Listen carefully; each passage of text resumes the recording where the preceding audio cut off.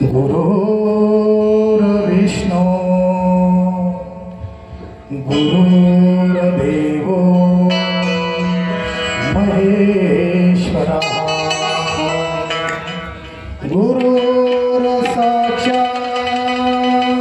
परब्रह्म तस्मै श्री गुरुवे नमः।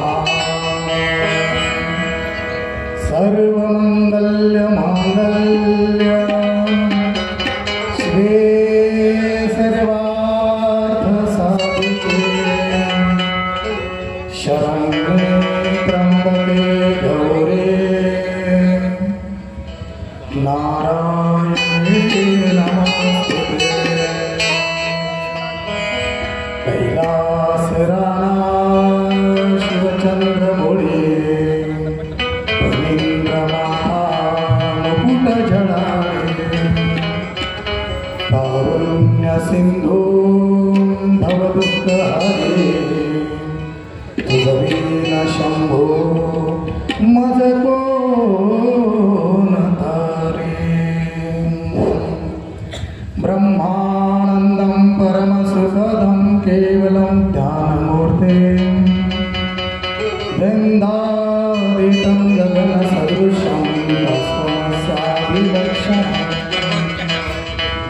एकं नित्यं विमलमचलं सर्वादिसाक्षिभूतं भावाहितं त्रिगुणरहितं सद्गुरुं तं नमामि। गंगाविशुद्धं पादस्पर्शं सरोष्ठितं चुम्बितं पुण्यस्थानं सदाभिस्थितं तं समाधिस्थमूर्तिं नमामि गंगायोगिराजम्। तपोज्ञानवैराग्यभक्ति स्वरूपं सदालङ्कृतं साधु सन्न्यासयोगम् मुखे यस्य वेदान्तशास्त्रार्थनिके नमो नारायणगिरे परब्रह्मस्वरूपम्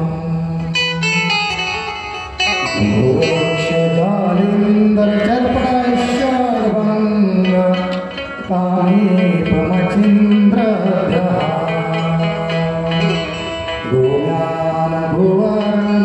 गोज्ञानभुवनौनाथसिद्धः धन्य धन्यार्दङ्गनाथः।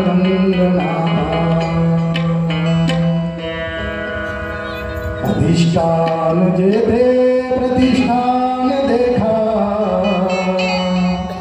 जिथे जन्मला तो गुणातीत एका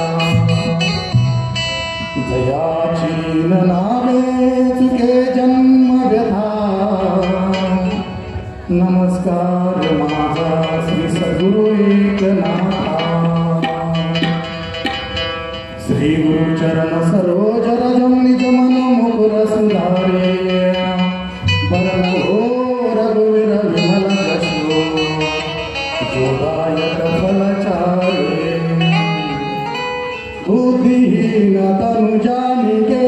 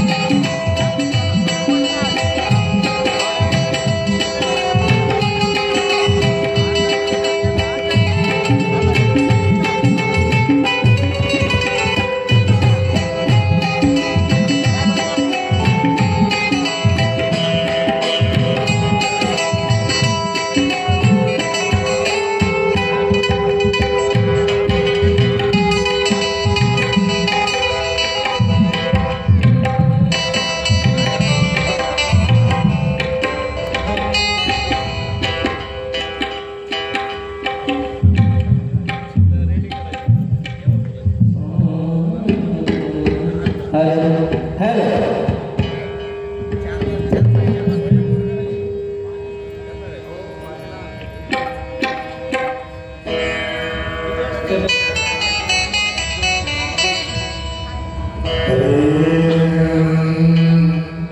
राम भरोसे राम विनो राम नाम विश्वास सुमिरन सुमंगल कुशल मागतो तुलसीदास यावर रामचंद्र की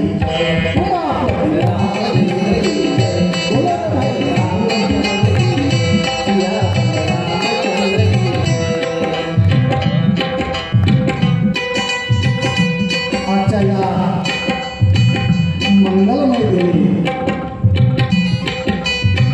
चालू असलेला शिवजन्म उत्सव सोहळ्यानिमित्त अखंड हरिनाम सप्ताह वर्ष दुसरे स्थळ श्रीरामनगर गट नंबर 7 छत्रपती संभाजीनगर श्री गणेश ज्ञानेश्वरी पारायण सोहळा आणि या विशेष असणाऱ्या या शिवजन्म उत्सवानिमित्त हा असणारा अखंड हरिनाम सप्ताहानिमित्त प्रभू रामचंद्रांचे असणारे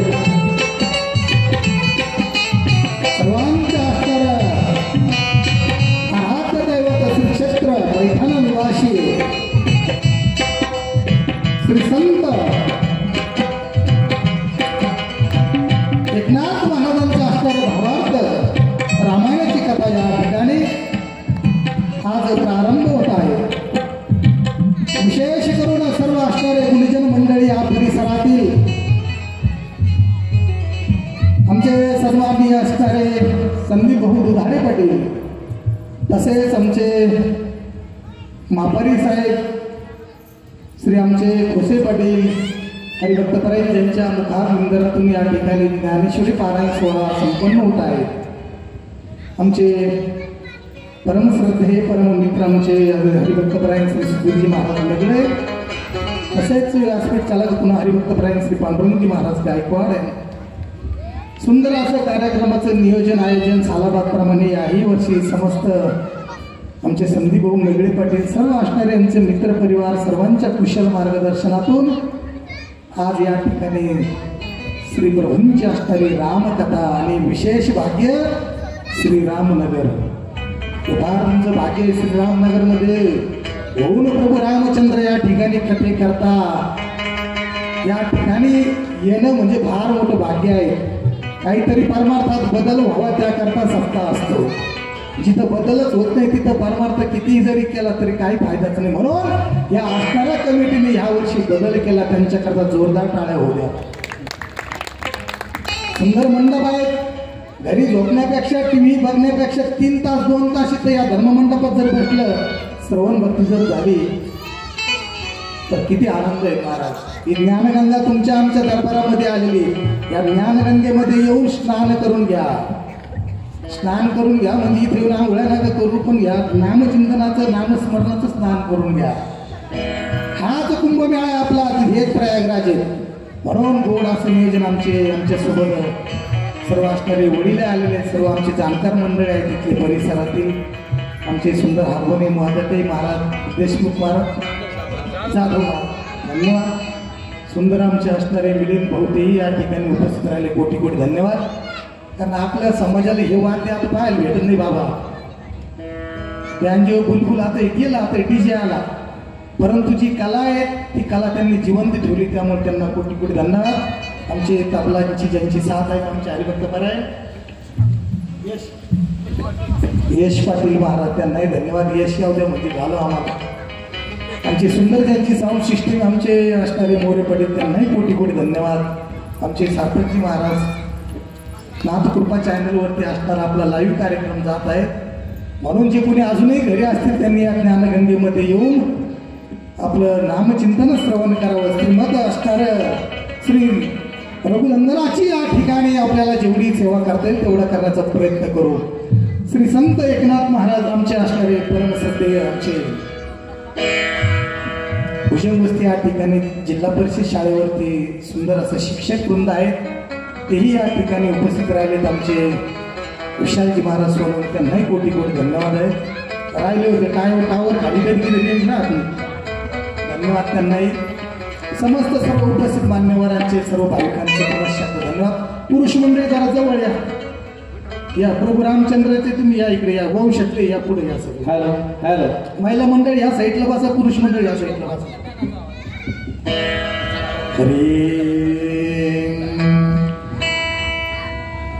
दक्षिणी दक्षिणो यस्य वामे तु जनकात्मजा पुरतो मारुति यस्य तवन्दे रघुनन्दनम्. सियावर रामचंद्र की जय. जय श्री राम. जय श्रीराम. एका भागवती यदीय धरली डोक्यावरी पंडिते भक्तीने वशितो भरित सदन पाणी सका श्रीपते. श्री ज्ञानेश जन्म पुन्हा क्षितितले आले जलधरणे त्या श्री सद्गुरु एकनाथा चरणी येत लोकांगणे. विश्वव्यापक असणारा विश्वंभर विश्वेश्वर परब्रह्म परमात्मा पूर्ण अवतार भगवान प्रभू रामचंद्र आणि सद्गुरु श्री असणारे जनार्दन स्वामी श्री संत एकनाथ महाराजांचे असणारे गुरुतुल्य असणारे संतांच्या कृपाशीर्वादाने श्रीमद भावार्थ रामायण कथा गोड असणारे या पुण्यभूमीमध्ये होत आहेत, त्या मायभूमीमध्ये होत आहेत, या भारत मातेच्या भूमीमध्ये होत आहेत. आणि असणारं गोड असणारं चिंतन या ठिकाणी श्रीमद असणारं नाथांच्या असणाऱ्या आशीर्वादाने नाथांची कृपा साधा असणाऱ्या गावबावरती झालेली आहेत की ज्या असणाऱ्या गावबाला अक्षरशः अंगठे बाजार म्हणलं तरी काही वावगं ठरणार नाही. त्या असणाऱ्या गावबाला अक्षरशः त्या नाथबाबांच्या घरी पुरणपोळीचा स्वयंपाक नेहमी असायचा. म्हणून त्या ठिकाणी गावबा पुरणपोळीच्या आशेने त्या ठिकाणी घरी जात होता फक्त असणारं रामायण ऐकण्यासाठी. आणि योगायोग असा झाला 45व्या अध्यायापासून बाबांनी त्यांच्या डोक्यावरती हात ठेवला. अंगठे बाजार असणारे गावबाने पूर्ण रामायणे पुढचं लिहिलं. ही असणारी नाथांची कृपा आहे, संतांची कृपा आहे. ज्यांच्यावरती संतांची कृपा झाली महाराज त्यांचं जीवन धन्य झालेलं आहे. हो, कारण हे असणाऱ्या रघुंचं चरित्र फार म्हणजे ऐकण्यासारखं आहे. हे विरहाचं असणारं रामायण आहे. ज्याला रामायण कळालं त्याला जीवन त्याचं धन्य झालं बाबा. प्रत्येकाच्या घरामध्ये जीवन जगण्याची जर कला शिकवत असेल तर ज्यानं रामायण ऐकावं महाराज. म्हणून असणारं सुंदर रामकथा चरितम रघुनाथश्यम शतकोटी प्रविस्तरम एकैकाक्षरम पुरुषा महापातकनाशनम.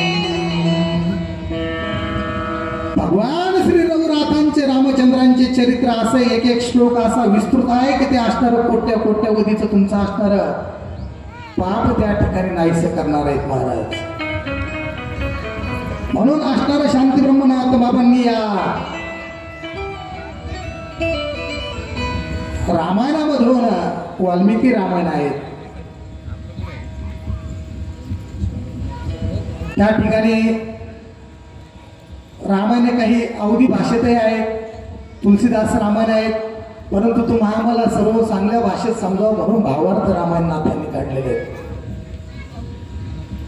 आणि ह्या जर खऱ्या अवताराची राम अवताराची जर पार्श्वभूमी जर बघितली आपल्या भरतखंडाच्या असणाऱ्या जवळच असणाऱ्या दक्षिण दिशेमध्ये असणारा पुलस्त ऋषींच्या असणाऱ्या काळामधली एक असणारा राजा आहे. आणि त्या रावणाने फार असणाऱ्या त्या पृथ्वीवरती अतिशय कारण ते राक्षसी कुळातले महाराज धर्माचं आचरण करणार आहेत. परंतु सर्वसामान्यांना त्या ठिकाणी जीवन जगण्याकरता फार त्रास व्हायचा महाराज. आणि म्हणून असणारा सर्व पृथ्वीवरील देवदेवता सुद्धा त्यांना घाबरलेले होते. राजा लंकापती तो रावण जो आहे ते काही साधी असतील होते महाराज. भगवान शंकराला प्राप्त केलेले आहेत. ब्रह्मदेवाकडून असणारा त्यांनी वरदान घेतलेलं आहे. भोलेनाथांची सेवा करणारे आहेत ते असणारे लंकेश्वर राजा रावण आहेत. आणि त्या राजा रावणाचं त्या ठिकाणी असणारा उन्मत्त झालेला राजा रावणाचं त्या ठिकाणी कार्य चालू आहे. परंतु देवदेवतांनी ते असणारे ब्रह्मदेवाकडे याचना केली, हे देवा जर या असणाऱ्या पृथ्वीवर जर अशा प्रकारे जर त्या ठिकाणी छळ होत असेल तर इथं राहणं मुश्किल होऊन जाईल. म्हणून असणारं भगवान विष्णूने सांगितलं मी असणारा राजा दशरथांच्या पोटी असणारा जन्म घेणार आहे. त्रैतायुगातील भरतखंडातील असणाऱ्या पवनशील नगरीमध्ये असणाऱ्या शरयू नदीच्या काठी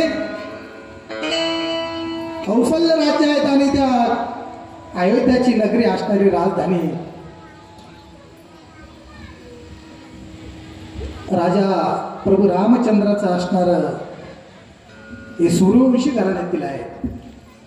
प्राण जाय पण वचन जाय या वंशातील सूर्यवंशातील असणारे यांची जर परंपरा बघितली असेल तर रघु दिलीप वंशातील आहेत, रघुवंशातील आहेत. आज हरिश्चंद्र आहेत.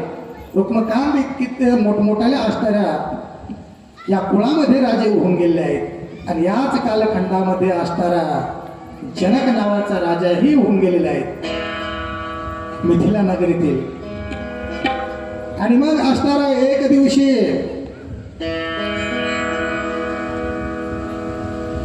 राजा दशरथ संतती संपत्ती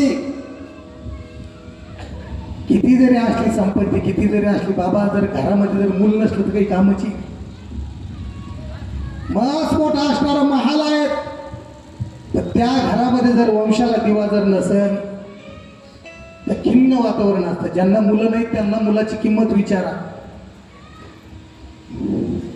ज्यांना आहे ते म्हणते बाबा घेऊन जाता का, परंतु ज्यांना नाही त्यांना विचारा. त्याकरता असणारा राजा दशरथ दुःखांकित आहेत, रोज विचार करतायत. सगळं वैभव त्या ठिकाणी आहेत, भरदार असणारा वातावरण आहे, प्रजा सगळी असणारे त्या ठिकाणी आनंदात आहेत, परंतु राजाच दुःखी आहे महाराज. आणि ज्या ठिकाणी राजा दुःखी असेल तर प्रजा कशी जो देखे तो सुखिया बाबा दुखिया कोई नहीं रे. राजा दुखिया प्रजा दुखिया सुखिया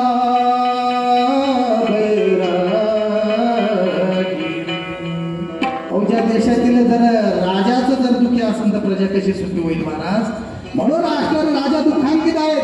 आणि एक दिवशी असा विचार केला राजाने, शिकारीला जाण्याचा निर्णय घेतला. शिकारीला जायला निघालेले आहेत, राजवैभवाचा रथ घेऊन निघालेले आहेत. दिवसभर थांबले परंतु शिकार त्या ठिकाणी लाभले नाही महाराज. कारण क्षत्रिय असणारे कुलातील असणारे राजा आहेत आणि शिकार करण्याकरता निघालेले आहेत. शिकार म्हणजे त्यांना काय ते भक्षण करण्याकरता शिकार नव्हते करते.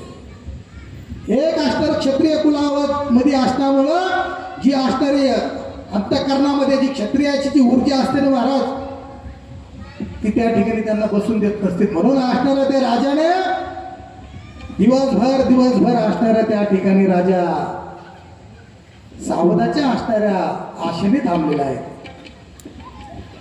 परंतु एक दिवस संध्याकाळ झाली, राजाला वाटलं आता तरी शिकार लागेल, मग तरी लागेल.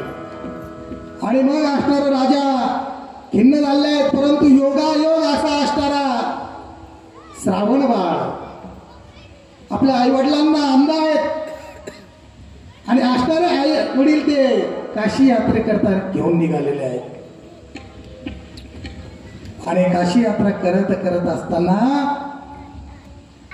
उन्हाचा टाइम झाला, दुपारची वेळ झाली आणि आपल्या त्या अंध माता पित्याने सांगितलं बाळा श्रावणा तहान लागलेली रे, पाण्याची जर व्यवस्था जर पुढे बघत झाली तर होईल. आणि मग असणार आई वडिलांची इच्छा पूर्ण करण्याकरता श्रावण बाळाने कावड अशी एका झाडाखाली सावलेला. आता कोणी जाईल तो आई वडिलाला खांद्यावर घेऊ. किती आई वडिलांवरती प्रेम करणार असले जातील का घेऊन बाबा खांद्यावर घेऊन जातील. खांद्यावर अहो गाडीत न्यायला तयार नाही. आता तुमचं काय काम आहे म्हणते घरी धाबा घर राखायला, घरी राखायला काय कोंबड्या आणि शेळ्या, दुसरं काय राखायचं. परंतु असणारा ते राजा श्रावण बाळ असणारा आईवडिलांच्या आज्ञेच्या पुढे नव्हता. आईवडिलांना असणारा त्या झाडाखाच्या सावलीखाली ठेवलं. शोधित शोधित शोधित शोधित ते असणारा घागर घेऊन श्रावण बाळ निघालेला आहे. आणि असणारा त्या एका ठिकाणी त्याला तलाव दिसला. परंतु असणारे राजा दशरथ त्या झाडावरती जाऊन बसलेले होते की या ठिकाणी तरी या पाण्याच्या तहानलेलं एखादं पाणी पिण्याकरता तहानलेलं एखादं प्राणी या ठिकाणी येईल अशा आशेने तो असणारा राजा दशरथ झाडावरती जाऊन बसलेला आहे. आणि बघा, आणि त्याच ठिकाणी असणारे श्रावण बाळ त्या ठिकाणी आले. आणि श्रावण बाळांनी त्या पाण्याकडे पाहिला, आनंद झाला. पाण्याच्या तळ्यामध्ये उतरले श्रावण बाळ आणि थोडस पाणी घेतलं, हातावरती घेतलं, एक घोट पाणी घेतलं. पुन्हा ध्यानाला आई वडील जास्त पाण्याने व्याकुळ आहेत, लवकर जावं लागेल म्हणून असणाऱ्या त्या श्रावण बाळाने आपली घागर असणारी पाण्यामध्ये बुडवली. महाराज, पाण्यामध्ये जशी घागर बुडवली तसा त्याच्यातून असा बुड बुड बुड बुड त्या हवेचा आवाज आला. पाणीमध्ये जात होता, हवा बाहेर निघत होती. त्या हवेच्या आवाजाने, त्या हवेच्या असणाऱ्या बुडबुड्याने असणाऱ्या राजा दशरथाला लक्षात आलं की या ठिकाणी नक्कीच पाणी पिण्याकरता कुठला तरी प्राणी आलेला असावा. आणि त्या ठिकाणी त्याच क्षणी असणाऱ्या राजा दशरथाने त्या आवाजाच्या दिशेने बाण सोडला. फिर दिशी बाण त्या असणारा गेला तर तसा तो श्रावण बाळाच्या छातीत लागला. आई का असा आवाज काढून श्रावण बाळ त्या ठिकाणी मूर्छित पडलेला आहे. आई ग हा शब्द असणारा राजा दशरथांच्या कानावर गेला आणि वाईट वाटलं. आपल्या हातातून कोणाची तरी हत्या घडली, मनुष्य प्राण्याची हत्या घडली. त्याच क्षणी राजा दशरथ झाडावरून खाली आले आणि बघतो तर काय श्रावण बाळ धारातीर्थी त्या ठिकाणी पडलेले. पाण्याची घागर आहे तशीच बाजूला धाड दिशी त्या तळ्यामध्ये पडलेले असणारे श्रावण बाळ राजा दशरथाने पाहिले, शोक केला. परंतु जर एकदा जर पाणी सांडलं तर भरता येत नाहीत, गेलेल्या व्यक्तीचा प्राण परत आणता येत नाहीत. राजा दशरथाने त्या ठिकाणी गेला, परंतु थोडीशी दुखदुखी होती. आणि त्या श्रावण बाळाने सांगितलं, राजे तुम्ही ज्या अर्थी मला मारलं त्या अर्थी मला माझं जीवन इथपर्यंत असावं, परंतु माझं उरलेलं जे काही आयुष्य असेल ते माझ्या असणाऱ्या आई वडिलांना लागावं. एक काम करा, माझ्या आई वडील त्या झाडाखाली बसलेले आहेत, तानेने व्याकुळ झालेले आहेत, जरा एवढी फक्त घागर तुम्ही तिथे नेऊन द्या. आणि त्याच क्षणी त्या ठिकाणी श्रावण बाळाने आपला प्राण सोडलेला आहे. राजा दशरथाने ती घागर घेतलेली आहेत. शोधित शोधित शोधित त्या असणाऱ्या आई वडिलांजवळ आलेल्या आहेत. आणि त्या आई वडिलांजवळ आल्यानंतर आई वडिलांनी पायाची चावल ओळखली, परंतु अंधा आहे तो. आणि असणाऱ्या त्या आई वडिलांनी बराच वेळ झाला म्हणून असणाऱ्या त्या आई नाव दिलं, बाळा श्रावणा. बाळा श्रावण आलास का, पाणी आणलं का बाळा. राजा दशरथाच्या तोंडातून एकही शब्द फुटत नव्हता महाराज. का तर त्या ठिकाणी असणाऱ्या काय सांगावं या असणाऱ्या आई वडिलांना यांच्या, कोणत्या पद्धतीने उत्तर द्यावं की माझ्या हातून तुमच्या असणाऱ्या श्रावण बाळाची हत्या घडली. आणि मग त्या ठिकाणी असणारा आईचा आवाज ऐकला वडिलांनी की आई आवाज देते बाळाला तरी बाळ बोलत नाही. वडिलांनी पुन्हा आवाज दिला, बाळा श्रावणा, अरे श्रावणा. तरी एक शब्द नाही निघला. आणि मग असणारा राजा थोडी हात सोडून खाली बसला. म्हणजे महाराज मी राजा दशरथ आहे. त्या आई वडिलांनी विचारलं, राजा दशरथ तुम्हाला वंदन आहे, परंतु आमचा श्रावण बाळ कुठे आहे. त्यांनी सांगितलं, श्रावण बाळाची माझ्या हातातून हत्या घडलेली आहे, माझ्या हातून हत्या घडली. हत्या घडली हा शब्द ऐकला सरशी त्या असणाऱ्या आईनं आणि पित्यानं त्या ठिकाणी आक्रोश केलेले आहेत महाराज. कारण असणारा तो श्रावण बाळ जीवापाड असणारा प्रेम करणारा आई वडिलांवरती, परंतु कोणत्या आई वडिलांना आपला मुलगा मरण पावलेलं ऐकलेलं कानाला बरं वाटत का? ढसा त्या ठिकाणी ती माय मावली रडती हो. अरे श्रावणा, तू काशीची यात्रा पूर्ण करणार होतास, आम्हाला सोडून का गेलास बाळा? आणि असा म्हणत त्याच ठिकाणी त्यांनी देहत्याग केला महाराज. आणि असणारा त्या राजा दशरथाला त्या ठिकाणी त्यांनी शाप दिला, तू सुद्धा त्या ठिकाणी पुत्र वियोगाने मरशील. हो, म्हणून जीवनामध्ये कर्म करत असताना जर चांगलं कर्म केलं तर चांगलंच मरण येतं. कारण कोणता व्यक्ती कोणत्या रूपाने शाप देईल सांगता येत नाही. एवढा मोठा राजा दशरथ आहे, परंतु असणारा त्या आई वडिलांचा त्या ठिकाणी शाप लागला, शाप. हो, आणि मग असणारा त्या राजा दशरथांनी त्यांचा तिघांचा संस्कार करून वशिष्ठ गुरूंच्या झालेला प्रसंग पूर्ण त्या ठिकाणी कथन केला.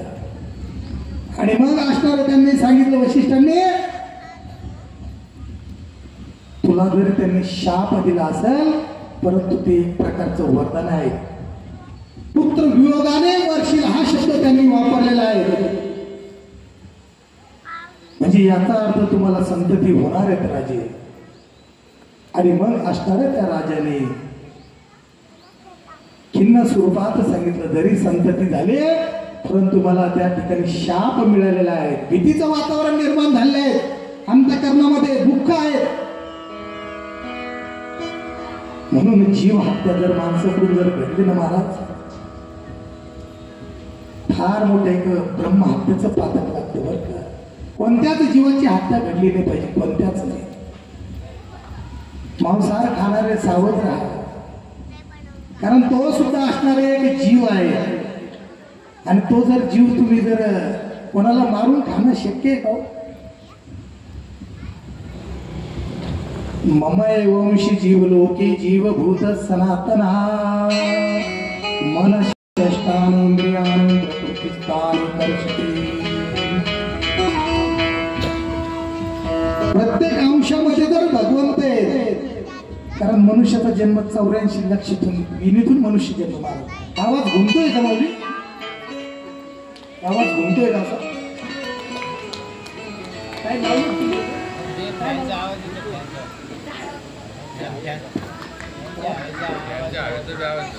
मग ध्यान उराले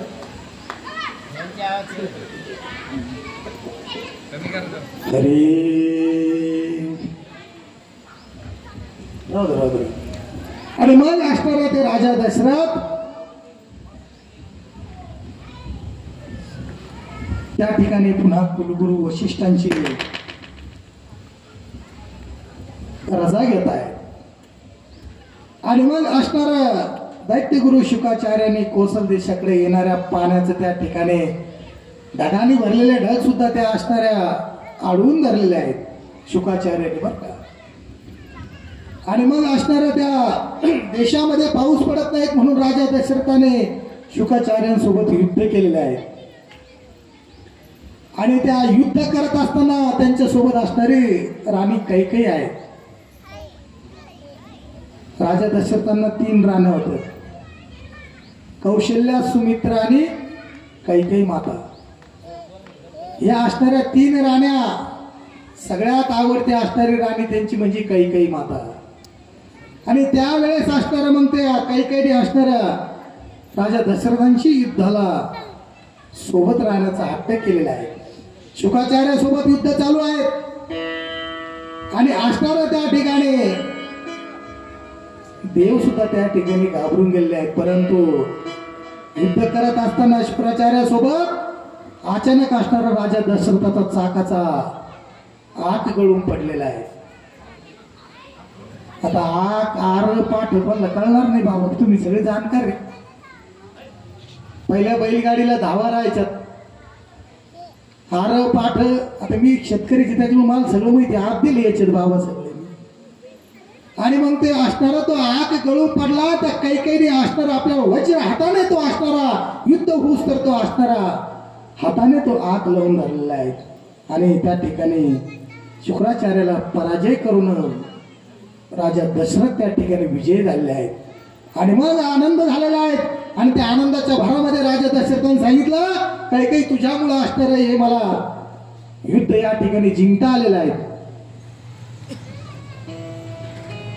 आणि तुला या युद्धाच्या बदल्यात काही लागत असेल तर सांग. आता ती काही काही हुशार होती महाराज. काही काही ने त्यावेळेस काही मागितलं नाही. मला ज्या वेळेस मागायचं त्यावेळेस मागल म्हणे.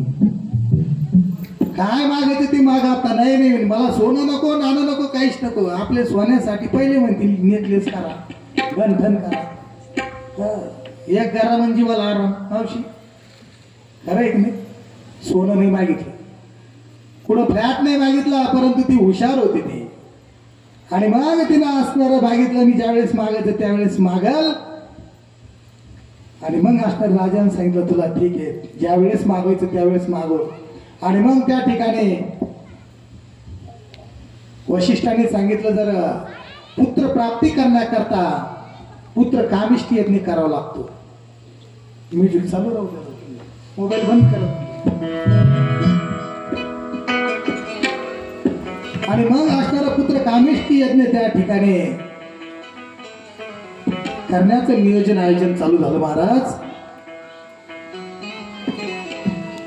आणि मग असणाऱ्या कुलगुरूने सांगितलं ऋष्यशृंग या यज्ञातील हा यज्ञ करण्याकरता तोच योग्य राहील. आणि मग त्याला असणाऱ्या सर्व असणाऱ्या देवींनीही वंदन केलेले आहेत. पुत्र कामिष्ठी यज्ञ करता त्यांना बोलवण्यात आले आहेत, निमंत्रण देण्यात आलेलं आहे. आणि त्या ठिकाणी मग असणाऱ्या त्या विभंडक मुनींच्या असणाऱ्या मार्गदर्शनाखाली त्या ठिकाणी यज्ञाची तयारी चालू झालेली आहे.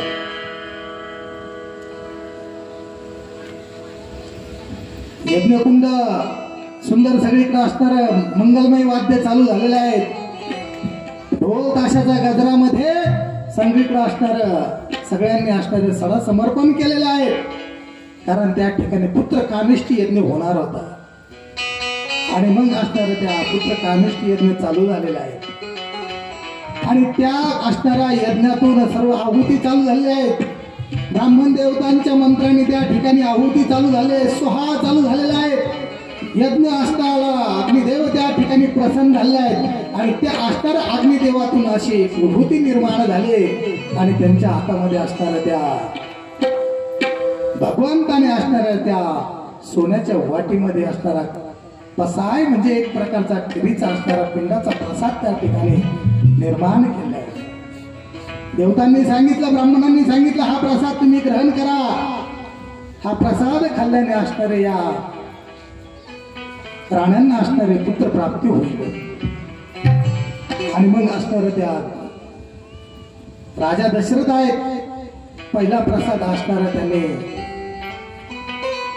सगळ्यात घरामध्ये मोठी असणारी राणी म्हणजे असणारी कौशल्य आहे. कौशल्याच्या हातामध्ये पहिला प्रसाद दिला. दुसऱ्या वेळेस प्रसाद दिला असणारा त्या सुमित्राच्या हातात दिला. आणि काही काहीचा नंबर लागला तिसरा. परंतु तिसऱ्या नंबरच्या वेळेस तिला काही काही तो प्रसाद घेताना अंतःकरणामध्ये खेद निर्माण केला की मी राजाची असणारी आवडती राणी असून पहिला प्रसाद माझ्या हातात न देता कौशल्याच्या हातात दिला. हा विचार मनामध्ये आला, दुःख मनामध्ये आलं. कुठलाही प्रसाद ग्रहण करत असताना जये गावी केला वास त्यासी नसावे उदास. ज्या ठिकाणी केले ना तुम्ही त्या ठिकाणी उदास कधीच राहायचं नाही. अरे आपलं कुठं जाणं येणं म्हणजे अपेक्षेशिवाय नाही बाबा. मग अपेक्षा धरून तिथं आपण जातो म्हणून त्या ठिकाणी आपल्याला दुःख प्राप्त होतं. अनपेक्षाय शुचिर्दक्षी उदासीनगत व्यक्त्या सर्व रम्यं परित्यागीं यो मद्भक्तां संप्रिय. निस्वार्थ असणारा असू द्या, कुठलीही सेवा ही निस्वार्थपणाने जर केली तर ती अंतःकरणाला उत्साह निर्माण करत असते. आणि मग असणार त्या ठिकाणी प्रसादाचा तिन्हीच्या हातामध्ये ते प्रसाद दिलेला आहे. परंतु काही काहीला राग आला मनामध्ये, मी एवढी सर्व राजांची लाडकी असून मला नंतर प्रसाद दिला. काही काही त्रास बाबा, काही पॉम्पलेट मध्ये जर नाव खालीवर झालं ना, तिथं सुद्धा दुःख प्राप्त होत.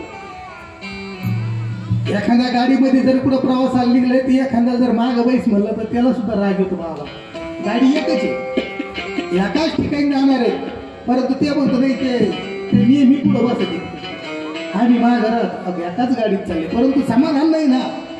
हो, सदा नाम घोष करू हरी कथा, तेने सदा चित्त समाधान.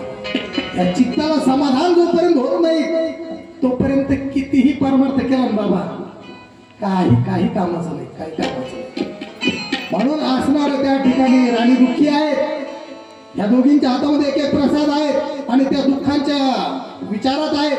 हातामध्ये असणारा त्यांना प्रसाद धरलेला आहे आणि तेवढ्याच गडबडीत गार तिथं आली, तो प्रसाद पिंड घेऊन गेली. बाबा गाडीने बघितलं, या दोघींच्या हातामध्ये प्रसाद आहेत, या आनंदी आहेत.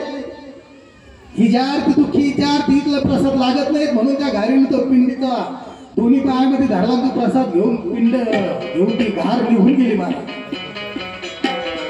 सगळ्या सवतीच होत्या, पण त्या कौशल्याला वाटलं शेवटी आपली सवत आहे म्हणून असणाऱ्या कौशल्याने एक असणार आपला तो प्रसादाचा वाटा असणारा त्या कैकेयीला दिलाय. सुमित्रेला वाटलं मोठ्याने दिला म्हणून आपणही तिला द्या, म्हणून दोघींनी एक एक वाटा तिला दिलेला आहे. आणि पुढं करता करता असं काही दिवसाने महाराज माता कौशल्याला डोळे लागलेले आहेत आणि अंतःकरणामध्ये शौर्याच्याच असणारे डोळे लागलेले आहेत. सुमित्रेलाही त्या ठिकाणी डोळे लागलेले आहेत. लक्ष असणारे त्या या असणाऱ्या सेवेत लागलेलं आहे. परंतु या असणाऱ्या काही मातेला कुठलेच डोळे लागले नाही. आणि मग बघता बघता बघता प्रभू रामचंद्र असणारे कौशल्य मातेच्या उदरी जन्माला आले आहेत.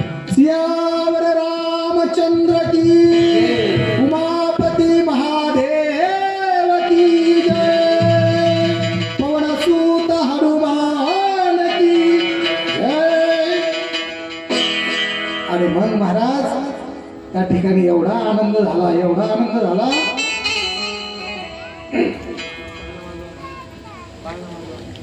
नाही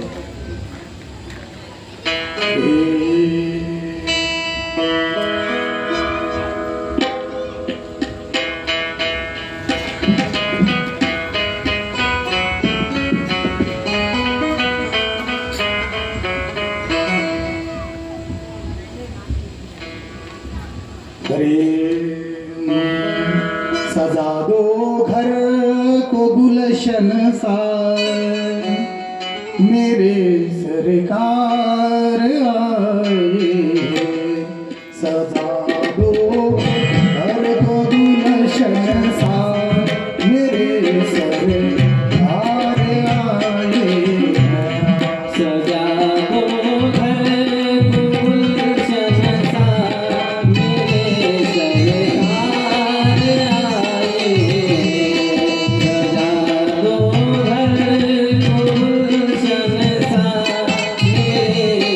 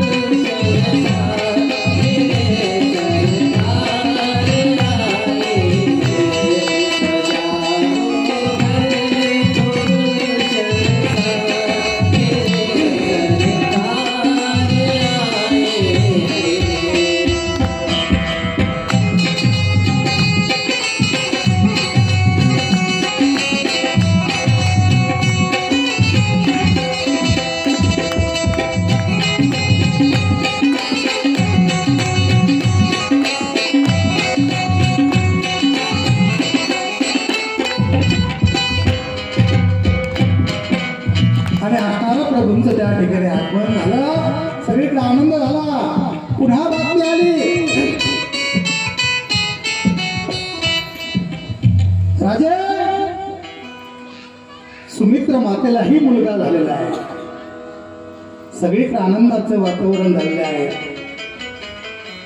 कारण या दोघींनी एक एक पिंड चौथा खाल्लेला होता, म्हणून असणाऱ्या कौशल्याला प्रभू रामचंद्र आणि असणाऱ्या सुमित्र मातेला लक्ष्मणजी त्या ठिकाणी जन्माला आलेले आहे.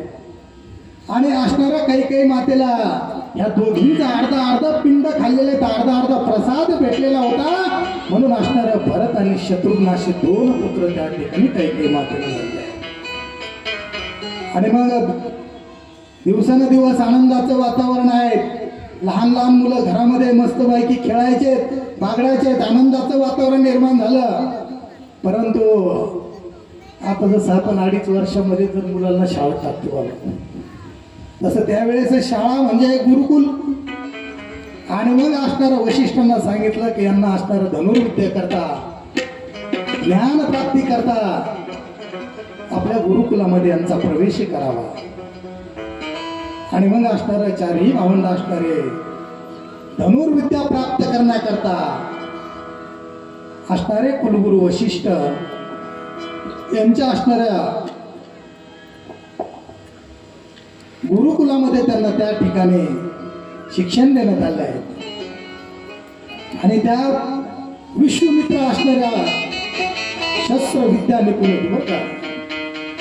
6 शास्त्रात प्रवीण असणारे, चिंतनशील असणारे विश्वमित्र आहेत. आणि विश्वमित्रांनी त्यांना ज्ञानोपदेश केलेला आहे, शास्त्रांचं प्रशिक्षण दिलेलं आहे. आणि धनुर्विद्या त्यांनी त्या ठिकाणी प्रगळ केलीत. महाराज आता जसं प्रत्येक असणाऱ्या ठिकाणी शालेय शिक्षणामध्ये भरपूर खेळ कमी झाले, आता कुठले खेळच राहिले नाहीत. त्यामुळं मुलांना महाराज खेळण्याकरता आणि या इंग्लिश मीडियम जमान्यामध्ये महाराज मुलांचं खेळणं गेलो. काय झेडपी शाळेमध्ये महाराज सुकड्या होत्या सगळ्यांना खायला. टोपी प्रत्येक विद्यार्थ्याला टोपी राहत होती शाळेत. आणि ती टोपी जाताना सुकडी घेऊन जायची. त्याची टोपी तर सुकडी तीच झटकायची, दुसऱ्या दिवशी तीच घालायची. 4 दिवस चांगले होते तेच. आता मुलाचं वजन 5 किलो, दप्तर 7 किलो गाव. पाणी बाटली ते डबा ते सारा राडा वेगळाच येते. 3 माणसं एका मुलाच्या तळ नदी जातात. 3 पहिला आपण कधी जात होतो कोणाला कळत नव्हतं, कधी येत होतो बोरा खात चिचा खात ते सुद्धा कळत नव्हतं. दिवस चांगले होते ते. भरपूर खेळ शाळेमध्ये खेळल्यामुळं मुलांची संख्या जास्त राहत होती. परंतु आता धावत्या युगामध्ये प्रत्येकाला असं वाटतं आपला मुलगा कुठेतरी शिकला पाहिजे, लवकर कुठेतरी तो कंपनीत लागला पाहिजे, 25-25 हजार पगार आला पाहिजे, एखादी गाडी घेतली पाहिजे, फिरले पाहिजे. याच्या पलीकडे काय जीवन महाराज. परंतु त्यांनी हा विचार नाही केला. त्यांनी असणारा या हो मातेची असणारी सेवा करण्याकरता, धर्माकरता, ब्राह्मणांची सेवा करण्याकरता, साधू संतांची सेवा करण्याकरता ते विद्या त्या ठिकाणी त्यांनी प्रदान केलेले आहेत महाराज. हो, एवढं मोठा राज्य वैभव आहे, परंतु राज्य वैभवाचा कारभार सोपावा.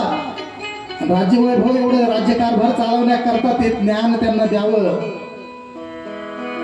एवढा राज्यभार जर राहिला असता एखादं त्या टायमाला गुरुकुलात आपल्यासारखे गेले असते बाबा. आता एवढं जर राजमहाल जर राहिला असता, राजा एखाद्याचे वडील जर राजा राहिले असते, गेले असते बाबा कुणी केले, शाळेत तर गेला असते का, भरपूर प्रॉपर्टी म्हणले असते. परंतु नाही, सर्वात श्रेष्ठ ज्ञान आहे महाराज. ज्ञानाची चोरी होऊ शकत नाही.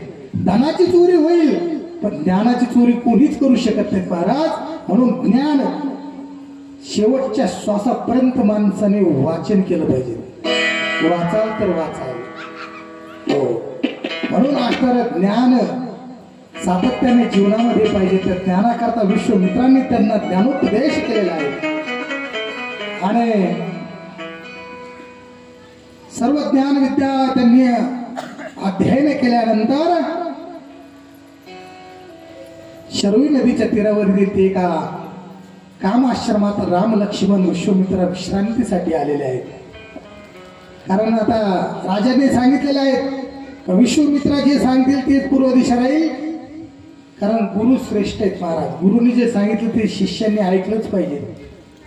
आताचे शिष्य गुरु मरायची वाट पाहते बाबा. हे कधी जाईल नाही मी त्याची काय दुर्गती बसतो. अवघड आहे बाबा. म्हणून असणारे गुरु शिष्य आहेत. मच्छिंद्रनाथ महाराज, गोरक्षनाथ महाराज ही गुरु शिष्य आहेत. परंतु त्या गोरक्षनाथाने असणाऱ्या मच्छिंद्रनाथाकरता आपला डोळा काढून दिलेला आहे. हो हो, एवढा त्याग, विश्वास पाहिजे, विश्वास. आणि म्हणून असणारं त्या ठिकाणी विश्वामित्रांसोबत असणारे प्रभू आणि लक्ष्मणजी विश्रांतीसाठी मुक्काम करतायत. नित्य स्नान संध्या झालेले आहेत आणि त्या ठिकाणी राजपुत्रांना अत्यंत प्रभावी असा सिद्ध मंत्र दिला त्यांनी. आणि तिथून जात असताना सांगितलं या ठिकाणी असणारी जी मायावी शक्ती आहे, आणि या मायावी शक्ती कुठून येईल सांगता येत नाही, तुम्ही सावध राहा. मग असणार त्या ठिकाणी प्रभू आहेत, साक्षात विष्णूचा अवतार प्रभू रामचंद्र आहेत. आणि रामचंद्रांनी सांगितलं असू द्या कितीही माया शक्ती असू द्या, त्याच ठिकाणी धनुष्यबाण काढला, तीर दिशाचा बाण त्या ठिकाणी दिशेने गेल्यासारखी त्या ठिकाणी महाराज त्रटिका राक्षसाचा वध केलेला आहे. हो, धाड दिशी तिथं ते त्रटिका राक्षसी असे खाली पडलेले आहेत. आणि सिद्धाश्रमातील असणारा तो प्रसंग आहे. त्या ठिकाणी विद्या अर्चन केले. विश्वामित्रांनी सांगितलं आज मी धन्य झाले आहे, तुम्हाला विद्या प्राप्त झाली आहे. तुम्ही या ठिकाणी त्रटिका राक्षसाचाही वध केलेला आहे. आणि मग विश्वामित्रांच्या असणाऱ्या आश्रमामध्ये आगमन झालेले आहेत. आणि त्या ठिकाणी पुन्हा असणारे यज्ञाची परिपूर्णता त्या ठिकाणी केले. आणि मग पुढे फिरता फिरता चालता प्रवास करत असताना पुन्हा एक त्यांना असता त्या ठिकाणी ओसाड असणारा असा एक आश्रम दिसला. ज्या ठिकाणी निर्मनुष्य आहेत, झाडांना पालवी सुद्धा नाहीत. परंतु प्रभू आणि लक्ष्मणजी आणि विश्वामित्र जात असताना, त्यांच्या आश्रमातून जात असताना सभा भरलेल्या आहेत. सभेमध्ये गेले आणि मग असणारे त्या ठिकाणी निमंत्रण आलेलं आहे. निमंत्रण असणारे मिथिली नगरीचे राजा जनक राजा, त्यांचं तिथं निमंत्रण आलं विश्वामित्राला. सीता मातेचं, जानकीचं असणार लग्न करायचं आहे. आणि त्या निमित्ताने त्या ठिकाणी जो कोणी त्या सभेमध्ये येऊन त्या धनुष्यबाण जो कोणी मोडेल त्यालाच आमची असणारी सीता देणार आहेत असं निमंत्रण त्या ठिकाणी दिलं. आणि असा असणारा सोहळा आहे. आणि त्या ठिकाणी विश्वामित्रा निमंत्रणाची पत्रिका त्यांनी त्या विश्वामित्राला दिली आहे. विश्वामित्रांनी सांगितलं आम्ही नक्कीच त्या ठिकाणी हजर राहू. आणि मग चालता चालता चालता प्रभू रामचंद्र आणि लक्ष्मणजी निघालेले आहेत. कारण असणारा हा पूर्ण आपला गोदाकाठ, हा गोदाकाठ जो काय परिसर आहे प्रभू रामचंद्रांच्या असणाऱ्या सर्व परस्पर्शाने पावन झालेला आहे. आणि मग पुढे जात असताना त्या आश्रमाची परिस्थिती बघितली तर त्या ठिकाणी त्यांनी विचारण्यात आलं की इथं सगळ्या झाडांना पालवी नाहीत, परंतु तुळशीकडे बघितलं, तुळशीकडे. आणि तुळस हिरवीगार दिसली. प्रभूंनी विचारलं सगळे झाडं या ठिकाणी सुकलेले आहेत, पाणी नाही, परंतु ही असणारी तुळशी वृंद एवढी सुंदर, एवढी हिरवीगार कशामुळे आहे. मग असणारा तो प्रसंग त्या ठिकाणी विश्वामित्राने त्यांना सांगितलेला आहे की असणारा गौतम अहिल्याची त्या ठिकाणी मग त्यांनी कथा सांगितलेल्या आहेत. कारण ज्या वेळेस इंद्राने असणारी गौतम ऋषीची असणारी पत्नी,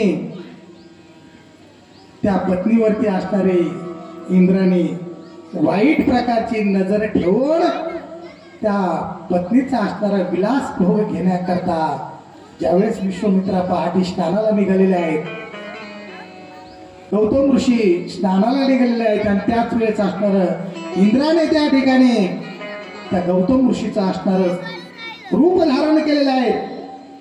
आणि अक्षरशः त्या इंद्राने त्या ठिकाणी आगमन केलं. गौतम ऋषी स्नानाला गेलेत आणि त्यांचं वेशभूषा करून त्या ठिकाणी इंद्र त्या असणाऱ्या कुटीमध्ये गेलेले आहेत. परंतु ज्या वेळेस असणारे गौतम ऋषी स्नान करून आल्यानंतर बघितलं तर असणारे हे इंद्र आपल्याच वेशात आहेत, परंतु त्यांनी ओळखलं त्या क्षणी त्या ठिकाणी इंद्र त्या ठिकाणी निघून गेले त्या, आणि मग त्या असणारे त्या अहिल्याने असणारे चरण धरले आणि मग आपल्या पतीची माफी मागितली, परंतु त्या ठिकाणी शाप दिला, तू शिळा होशील म्हणून. पतिव्रता त्या काळातल्या स्त्रिया महाराज ज्यांच्या चेहऱ्यावरचं तेज आणि हातामध्ये अग्नी ज्या प्रगट करत होत्या, पुढं प्रसंग येणार आहे तात्री अनुसयाचा. आणि मग असणारे शिळा होईल, आणि ज्या वेळेस कोणी सत्पुरुष तुझ्या असणारे या शिळेला स्पर्श करेल त्यावेळेस पुन्हा तू स्त्री रूपात येशील. मग असा प्रसंग कथा त्यांनी असणारे ते विश्वामित्रांनी असणारी गौतम ऋषींची कथा सांगितली, आणि त्या ठिकाणी प्रभू रामचंद्रांनी त्या शिळेला स्पर्श केले आहे.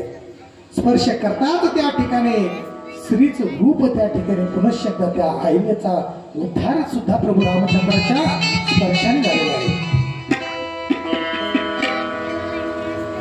ज्या प्रभूचं नुसतं नाव घेतलं तर त्या ठिकाणी नाम चांगले चांगले माझे कंठी राहू भले, कपी कोळ उद्धारले मुक्त केले राक्षसा. नाव जरी घेतलं तरी मुक्तता प्राप्त होते. साक्षात त्यांचे चरण असणाऱ्या त्या शिळेला लागले, आणि मग त्या ठिकाणी अहिल्याचा उद्धार झाला, आणि असणारे ते विश्वामित्रासोबत मिथिला नगरीकडे पुन्हा ते प्रस्थान झालेले आहे. आणि मग असणारे विश्वामित्र आणि लक्ष्मणजी प्रभू रामचंद्र त्या मिथिला नगरी गेल्यानंतर जनक राजाला कळलं विश्वामित्रांचं आगमन त्या ठिकाणी अगदी थाटामाटात केलं, कारण ते असणारी प्रभूंची असणारी त्या ठिकाणी विश्वामित्रासोबत साक्षात प्रभू रामचंद्र येत आहेत. ही बातमी कळाल्यानंतर महाराज सौकडा आनंद निर्माण झालेला आहे. जसं या परिसरामध्ये जर आपल्या सप्त्याला जर एखादं कार्यकर्ता जरी येण्याचं कळलं तरी कार्यकर्ते फटाके वाजते, बाबा ते पावती फाडू नाही तर नाही फाडू, यांचे 2000चे फटाके गेले, अनुभवचे बोले बाबा. म्हणून असणार आपल्या अपेक्षा राहते म्हणून आपण फटाकडे वाजवतो, परंतु जनक राजाला कुठलीच अपेक्षा नाही म्हणून असणार त्या ठिकाणी. आणि मग शतानंदद्वारा त्या ठिकाणी सीताजन्म कथनाचा सुद्धा विश्वामित्रांनी त्या ठिकाणी प्रभू रामचंद्रांना माहिती दिली. रस्त्याने जाता जाता बोलत राहते माणसं एकमेकाशी, बोललंच पाहिजे. काही महिला कथेला जरी बसल्या तरी काही ना काही बोलतील बाबा. काही घरी पडल्या कथा ऐकतील, परंतु कथा कीर्तन घरी पडल्या ऐकण्याचं नाही हो. या धर्म मंडपात येऊन हे श्रवण केलं पाहिजे. एवढा मोठा मंडप दिलेला आहे, सुंदर नियोजन आयोजन आहेत. हे पुन्हा 20 तारखेला कोणी करल का बाबा? इथे करतील कमिटी, कोणी करल का 20 तारखेला? नाही, इथं बोलावण्याची वाट बघू नका. इथं आपण स्वतः होऊन इथं या, कारण हे धर्माचं कार्य आहे. आणि धर्माच्या कार्यात जो स्वतःहून इथे येईल महाराज, कारण कमिटी म्हणून येऊ नका, महाराज म्हणून येऊ नका, भगवंताचं त्या ठिकाणी नामचिंतन चालू आहे, कारण त्याची CCTV चालू आहे. हो, त्यामुळं मानतकरणामध्ये कुठलीच आडी निर्माण करू नका, कारण हे धर्माचं कार्य आहे. हे तुम्ही आम्ही जर केलं तर हे मागची पिढीतले करतील. म्हणून असणार गोड असं धर्माचं कार्य आहे. कारण धर्माचे पालन करणे पाखंड खंडन, आम्हा करणे काम बीज वाढवूया. या नामचिंतनाचं बीज वाढवण्याकरताच ही आज महाराज कथा आहे. आणि मग असणारा गौतम अहिल्याचा त्या ठिकाणी पुत्र आहे शतानंद, त्याचीही त्या ठिकाणी कथा सांगण्यात आलेली आहे. मग असणारा रेणुका पुराण जमदाग्नीची कथा त्या ठिकाणी सांगण्यात आली. परशुरामाकडून असणाऱ्या परशुरामाला शंकराकडून धनुष्यबाणाची प्राप्ती होती, आणि ते असणारा सहस्र अर्जुनाचा तो असणारा पराभव करून ते असणार तो धनुष्य म्हणजे काही साधा नव्हतं महाराज. आणि त्यावेळेस असणारा त्या सहस्रार्जुनाचा वध करून त्या धनुष्याचं त्या ठिकाणी जनकद्वारा सत्कार कथन केले आहे. आणि मग आदिशक्ती लक्ष्मी माता या धनुष्यावरती महाराज घोडे खेळत होते. लहान लहान मुलं घोडा खेळतात ना, त्या धनुष्यबाणाचा घोडा केला होता त्याने. आणि मग त्या टायमाला सांगितलं होतं परशुरामाने, जो कोणी असणारा या ही फार मोठी असणारी लक्ष्मी आहे आणि हिला जो पती जो कोणी मिळेल ना, तो या असणाऱ्या या धनुष्याला जोपर्यंत कोणी याला मोडणार नाहीत, वाकणार नाहीत, तोपर्यंत असणार ही सीता त्याच्याची वरमाला करू शकत नाही. ते वरदान दिलेलं होतं म्हणून असणार त्या ठिकाणी सुंदर असं वातावरण निर्मिती झाले आहे. शिव धनुष्याला त्या ठिकाणी उचलून कोणी त्याला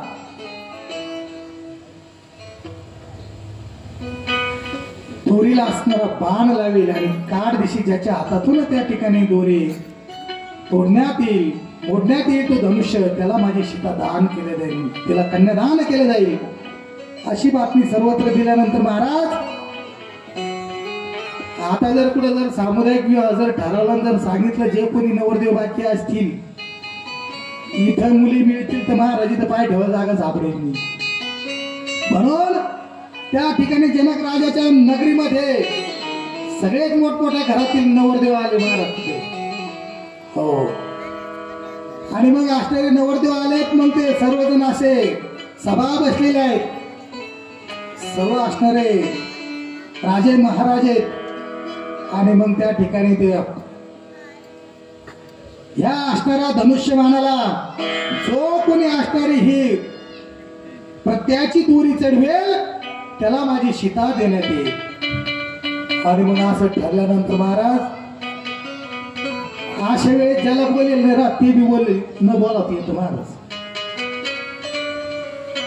अहो त्या ठिकाणी लंकापती राजा रावण सुद्धा तिथं आला महाराज. आणि तिथं राजा रावण आल्यानंतर महाराज एक पाय टाकल्या सरशी बाकीच्या पुढच्या आलं. राजा रावण म्हणजे काही साधे असते ते महाराज, बाकीच्या थरकाप सुटला. राजा रावणांचं या ठिकाणी आगमन झालेलं आहे. म्हणून असणारा त्यांनी न बोलवता या ठिकाणी आलेले आहेत, परंतु अतिथी देवो भव.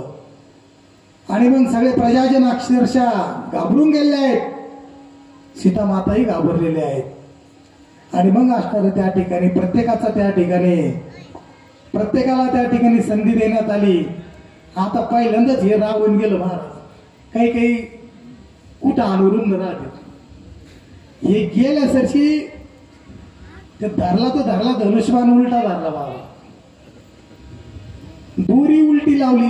आता ते धनुष्य एक त्याला उचलनाच पाहिला, उचलला तर ती धनुष्य उलटा धरला.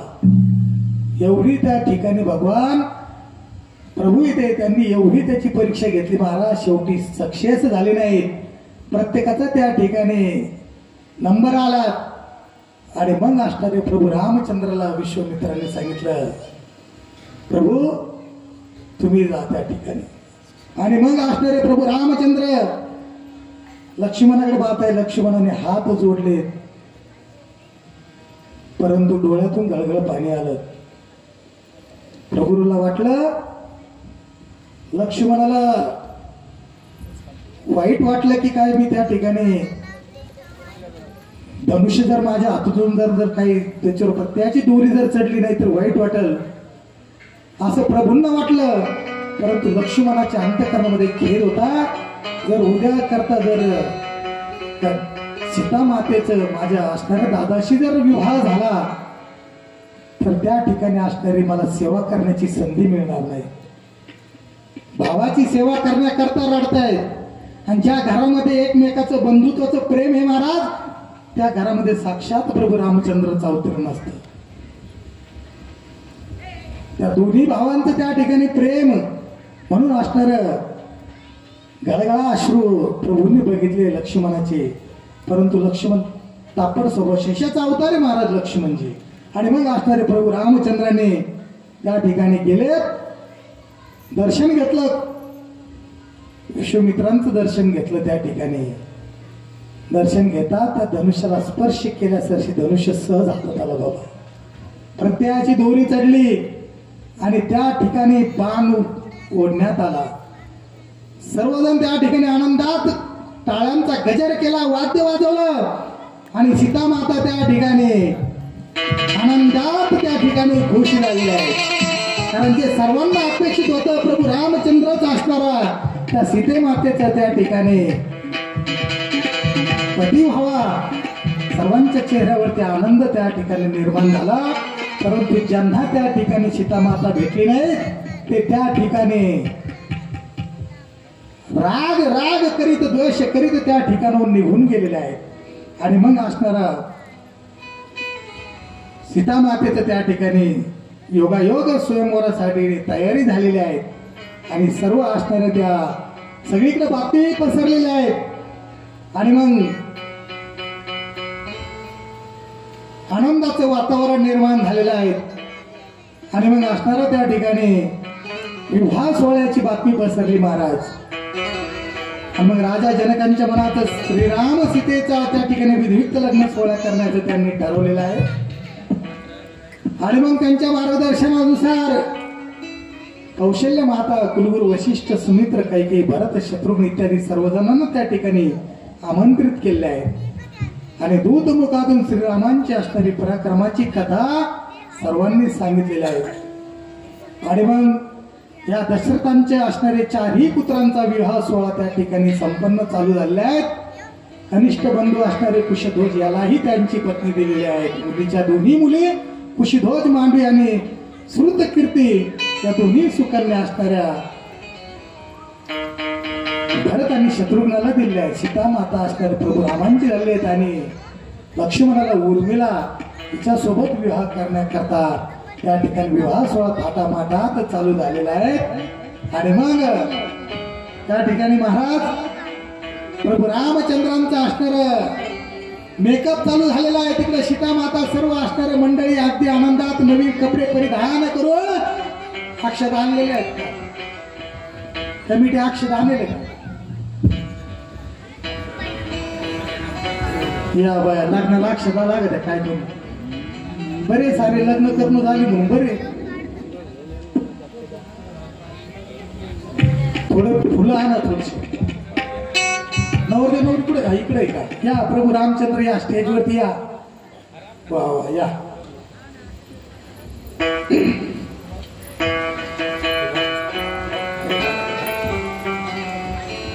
आणि मग असणार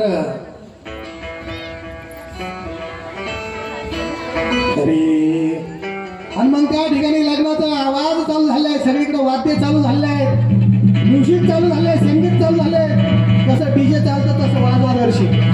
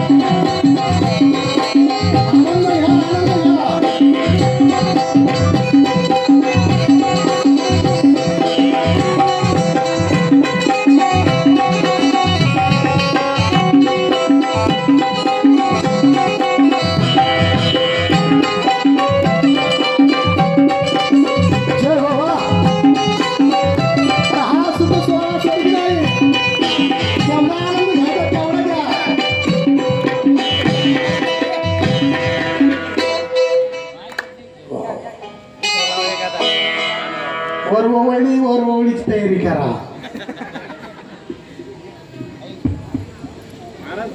नवरदेवाचं आगमन झालंय, भगवंताचं आगमन झालंय.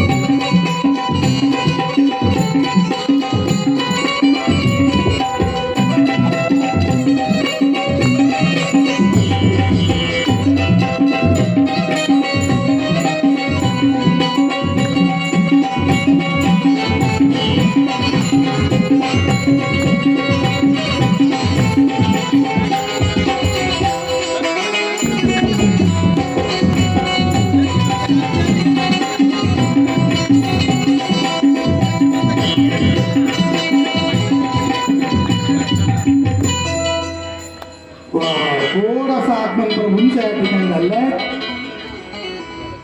अंतरपाठ आले तुमचे काय गेट केम झाले का काय?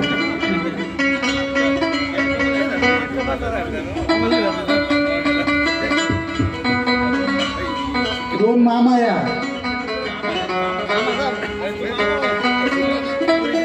दोन पोरं बोला मामावर. पोरं बोलायचे का? हा बोला बोला.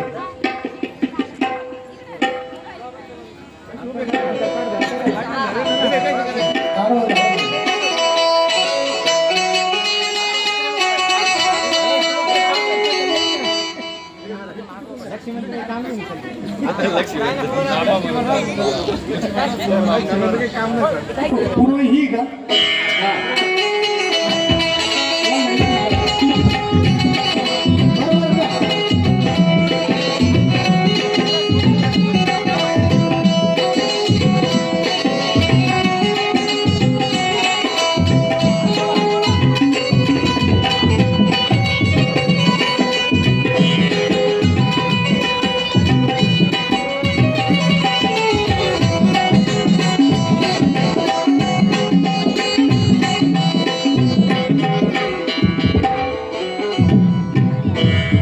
अक्षरवाले सगळ्यांना अक्षर दिले.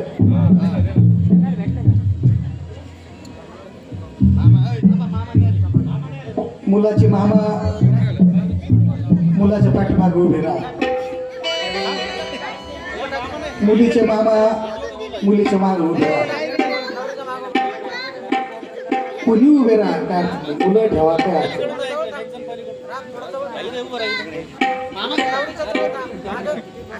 या मापारी हो या मामा तुम्ही शोभतात या या या या या या.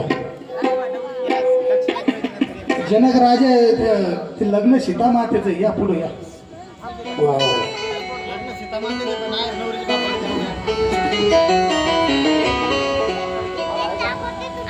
वधूवर्यो शिवं भवतु शिवलग्न सावधान. स्वस्ति गणनायकं गजमुखं मोरेश्वरं सिद्धिदं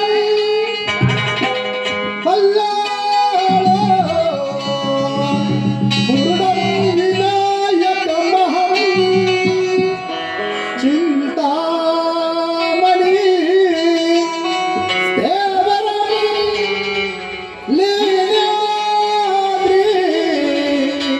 गिरिजात्मकं सुरवरदं वीरेश्वरं ओधरं रामो राञ्जनं संस्थितं गणपति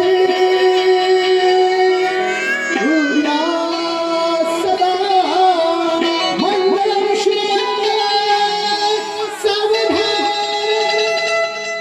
गंगा सिंधु सरस्वती जयमुना गोदावरी नर्मदा कावेरी शरयू महेंद्रवया शरवती वेदिका शिक्षा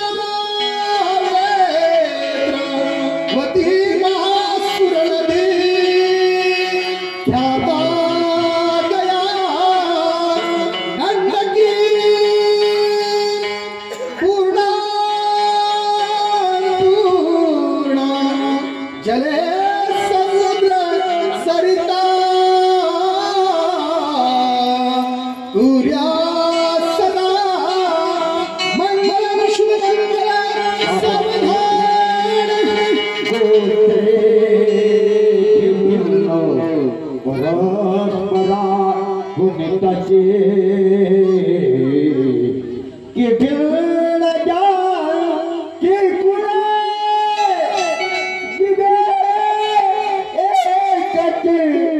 Oh,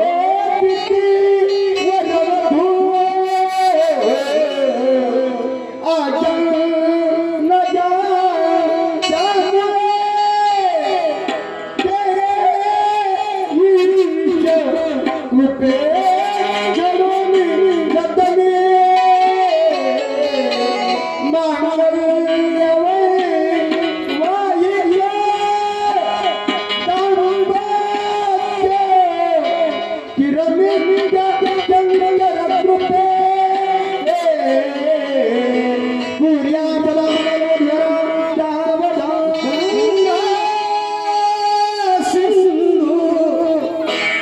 लक्ष्मी पारिजातक सुरा धन्वंतरी चंद्रमा गावा मधुरा सरेश्वर गजो रंभा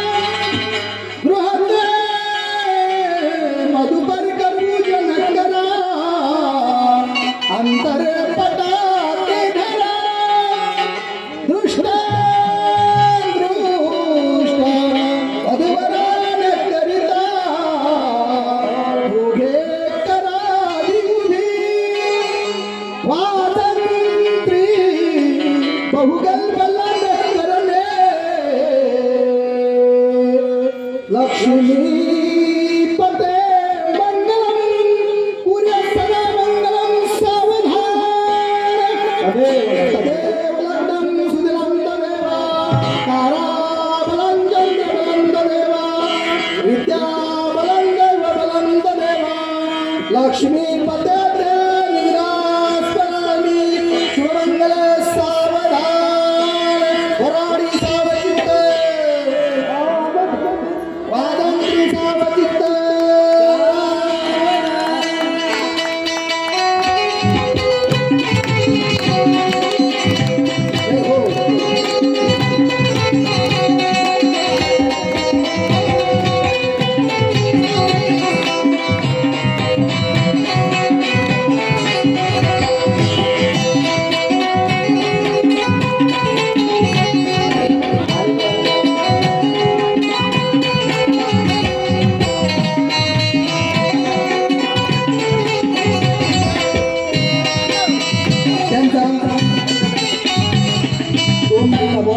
सन्मान करायचा 2 महिला या लवकर या लवकर कोणी लवकर या आलेल्या सर्व पाहुणे मंडळींनी रात्री 10:30 वाजता जेवून जा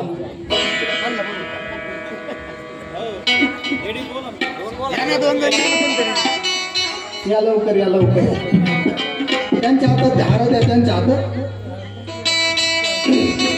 हो जाते लाडाची लेक आज सासरी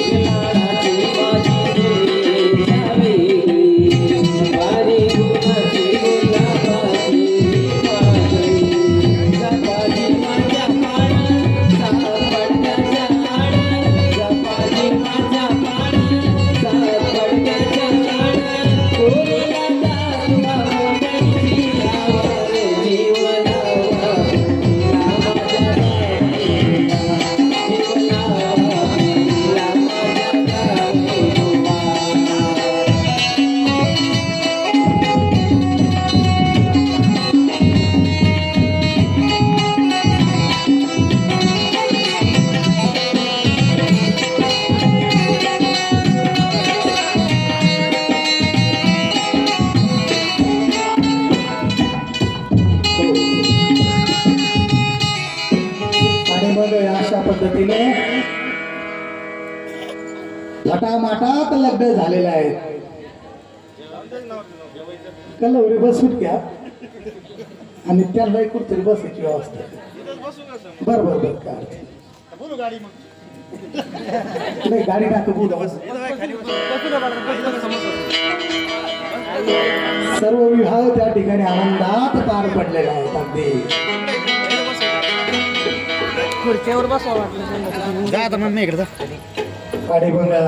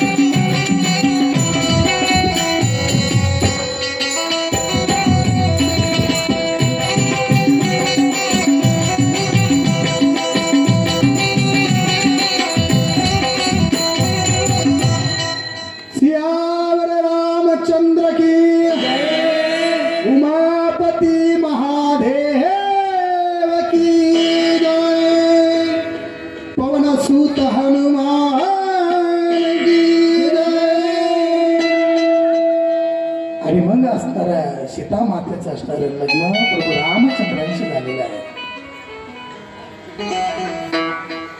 सर्व असणारे पाहुणे मंडळी निघून गेलेले आहेत.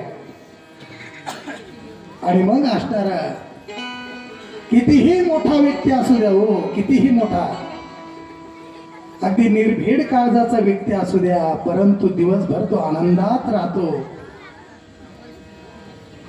परंतु ज्या वेळेस आपली असणारी मुलगी वाटी लावतो ना महाराज, त्यावेळेस असणारा तो प्रसंग जर डोळ्यासमोर आला तर तो प्रसंग फार वाईट असतो महाराज, फार वाईट असतो. कारण असणारी ती मुलगी ज्यावेळेस चालायला लागते ना, तेव्हापासून ती असणारी वडिलांचं बोट धरून चालत असते. मुलीला जर सर्वात आवडतं असतात तर ते वडीलच असतात बरं महाराज. ज्या वेळेस एका असणाऱ्या वयोवृद्ध असणारे बाबा आहेत, पत्नी वारलेले आहेत, 80 ते 82 वर्षाचं वय आहे, जुन्या काळातला प्रसंग आहे. त्या असणाऱ्या त्या आई वारल्यानंतर त्या वडिलांची ती मुलगीच असणारी आई झालेली आहे. आणि मग असणाऱ्या त्या मुलीनं आपल्या असणाऱ्या त्या वडिलांचं पहिल्या काळात काही फोन वगैरे नव्हते, पत्र पाठवावं, दादा तब्येत कशी तुमची, जेवण केलं का, वेळेवर जेवण जा, वेळेवर गोळ्या घेत जा, हे विचारणार फक्त मुलीच असतं. आणि अशा असणारी त्या 82 वर्षाचे वयोवृद्ध बाबा आहेत, पत्नी वारलेली आहे, एकुलता एक मुलगा आहे, त्याच्या तो संसारात असणारा लीन आहे. परंतु असणारा तो मुलगा आपल्या संसारात लीन झालेला आहे. तो वडिलांना कधी विचारत सुद्धा नव्हता. वडिलांनी ज्यावेळेस जे दिलं ते खावं, नाही दिलं तर गपचित राहावं महाराज. कारण ज्याची पत्नी जाते ना जीवनातून महाराज, त्यावेळेस त्याला ती किंमत कळते महाराज. जोपर्यंत आहे तोपर्यंत माणसाची किंमत कळत नसते. आणि त्या असणाऱ्या वयोवृद्ध बाबा नेहमी आपल्या मुलीच्या असणारी आठवण करताय. दिवाळीचा सण आलेला आहे, सर्व असणाऱ्या भावकीतल्या मुली जाऊन आणल्या हो त्यांनी सर्वांनी. कारण त्या भावकी मधल्या प्रत्येकाला त्या मुलीला आई होती, त्या आईच्या जोरावरती असणाऱ्या तिनं त्या मुलांना पाठवून त्या मुली घेऊन आल्या. परंतु या असणाऱ्या वयोवृद्ध बाबांची असणार कोण ऐकेल, बाबांना पत्र लिहिता येत नव्हतं, जुन्या काळातली व्यक्ती आहे. आणि मग अष्टार दिवाळीचा सण झालेला आहे, परंतु आपल्या तायडी अजूनही आलेल्या आहेत, सर्व भावकीतल्या मुली आलेल्या आहेत. म्हणून अष्टार दबक्या आवाजाच्या स्वरामध्ये आपल्या मुलाला सांगितलं, दादा अरे सर्व मुली आल्या रे गावातल्या दिवाळीच्या सणाला, आपली तायडी नाही आली रे, तिला काही तू पत्र पाठवलं? बाळूने सांगितलं, नाही दादा मी काही पाठवलं. आणि मग अष्टार त्या ठिकाणी त्या बाबांनी सांगितलं, तिला घेऊन ये रे. पहिली मूळ लावायची असणारी परंपरा होती. तो मुलगा त्या ठिकाणी त्या तायडीच्या घरी आणण्याकरता गेलेला आहे.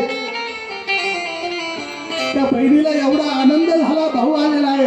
आल्याला भाऊला तिला सुंदर असा गोड स्वयंपाक केलेला आहे. आणि वडिलांची विचारपूस करत करत ती आपल्या पिशव्या भरते. हो, माहेरी जाताना फार आनंद येत असतो. कारण आज नाथबाबांनी सुद्धा सांगितलं, एका जनार्दनी शरण करी माहेराची आठवण. आणि बघ अष्टार ती मुलगी ज्या वेळेस आली, वडील तिची वाटच बघत होते. त्या वयस्कर बाबांनी मुलगी येता क्षणी 10 फूट, त्या चालता येत नाही, 82 वर्षाचं वय बाबांचं, चालता येत नाही. परंतु ती मुलगी आल्यासरशी तिच्या पुढे जाऊन तिच्या हातातल्या पिशव्या घेतल्या. हो, मुलीच्या अष्टारा डोक्यावरून हात फिरवला त्या अष्टाऱ्या वयोवृद्ध बाबांनी. कारण बऱ्याच दिवसानंतर ती मुलगी आलेली होती. आई वारल्यानंतर ती मुलगी लवकर घरी आली नाही. त्याच्या जीवनातील आई गेली ना, वडील गेले, त्याचा त्या ठिकाणी उमरा संपतो महाराज, संपतो. कारण प्रत्येकाच्या जीवनामध्ये आई जर कधी मुलगी जर माहेराला आली ना, तर त्या मुलीच्या पिशवीत काही ना काही टाकून देते. मला त्या मुलीची पिशवी कधीच रिकामी जाऊन देत नाही, तिला आई म्हणतात. आणि त्या असणाऱ्या आईला आपले दरवर्षी आपल्या त्या मुलीची पिशवी भरून देत होती. परंतु घरामध्ये आईच नाही, तर पिशवी भरणार तो. त्या माहेरून आणलेला तिला पहिला त्या ताईला त्या बाबांनी सांगितलं, बाई कसे मुलं, कसे मुलं आणले नाही? ताईला सांगितलं, नाही आणलं बाबा. कारण त्या ताईला माहिती होतं, जर माझ्यासोबत मुलं जर नेले तर तिथं त्या ठिकाणी असणारी मुलांची हेळसांड नको व्हायला. कारण तुमची परिस्थिती त्या ठिकाणी त्या पद्धतीची नाहीये. म्हणून असणार त्या वैद्य असणारे बाबांनी असणारे जावयाची सुद्धा त्या ठिकाणी पाहुण्यांची तब्येत कशी आहे हे सुद्धा विचारण्यात आलं. संध्याकाळचं जेवण झालं. असे करता करता करता ती असणारी मुलगी 8 दिवस त्या ठिकाणी राहिलेली. जनरेटर नाही का?